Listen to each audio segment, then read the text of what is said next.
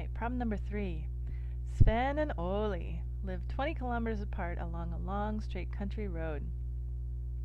Leaving their respective houses at the same time, they travel toward each other, Sven on his tractor and Ole in his old pickup truck. Ole travels 3 times as fast as Sven, and the distance between them decreases at a rate of 1 kilometer per minute. After 5 minutes, Ole has a flat tire and stops to wait for Sven. After how many minutes from the time they started does Sven reach Ole? Alright, well, I'm going to scroll down here and give us some room to work because I need to draw a picture. Let's see what's going on here. Alright, so here's this long, straight country road that Sven and Ole live on. Let's say Ole lives here, and let's say Sven is over here. Alright, and we're told that they're 20 kilometers apart. Alright, the distance between them is 20 kilometers. Alright, so I can draw that in. And we know that Ole travels 3 times as fast as Sven. So let's say that Sven travels at some rate r, and Ole travels then 3 times that, so that's 3r. Alright, so the other information that we're given is that the distance between them decreases at a rate of 1 kilometer per minute. Alright, so let's look at it, what happens after 1 minute. So after 1 minute,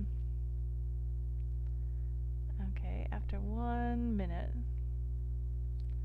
what happens? So we know that they will go from 20 kilometers apart to 19 kilometers apart. Okay?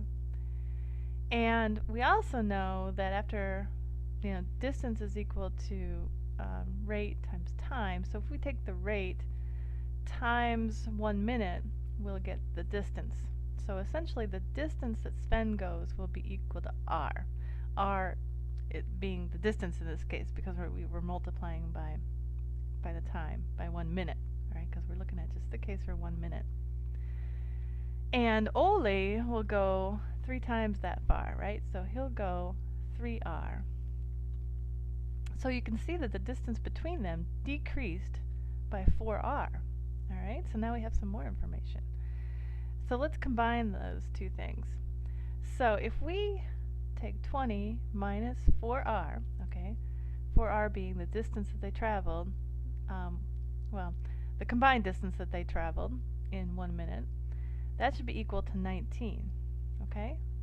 So after 1 minute, that's what happened. Sven traveled r, Ole traveled 3r. If we subtract that from 20 kilometers, we should get 19 because we know that the distance between them decreased at a rate of 1 kilometer per minute. Alright? So that's how I got that. There's a number of different ways to look at their relative speeds. So I'll just do it this way for now. Okay? So let's see. I like to work with positive numbers, so I'm going to actually add 4r to both sides. And I'm actually going to subtract 19 from both sides. Alright? And then what will we have? We will have 20 minus 19 is 1, and minus 4r plus 4r is 0. 19 minus 19 is 0, and then we have 4r over here. Alright, so now we can solve for r. That's easy enough. So r is equal to 1/4. Okay? So in 1 minute, that means that Sven has traveled 1/4 of a mile and Ole has traveled 3/4 of a mile. Okay? Does that make sense? So, so this is actually in, I think I just said miles, kilometers. Sven has traveled 1/4 of a kilometer. Ole travels 3/4 of a kilometer. So this is in kilometers per minute. Okay? Because we were looking at what happens after 1 minute, just to reason out what their rate should be. Okay, so now that we have their rates, we can, so we have both of their rates. So 3r is equal to 3/4 of a kilometer per minute. All right, so that's their rates. Now Ole has a flat tire.